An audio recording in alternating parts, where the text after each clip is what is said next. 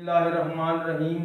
साजिद वफा आर्ट की तरफों अवामी शायर लाला नज़ीर अहमद साजिद तुहाडे दोस्तों की खिदमत च हाज़र है अपना एक बहुत ही सलाई कलाम लैके कि दुख की राह ते टुरदियां टुरदियां दुख की राह ते टुरदियां टुरदियां लगदी पंड गमां दी भारी सजणों।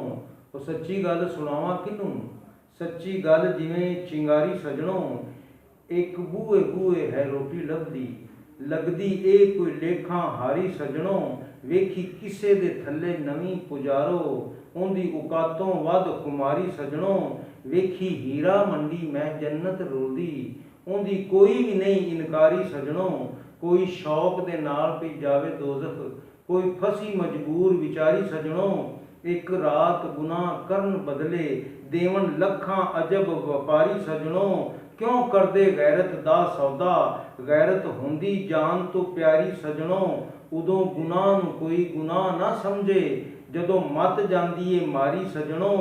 करो सच्ची तौबा अल्लाह सोहणे अगे छड्डो सब दी सब खुमारी सजणों।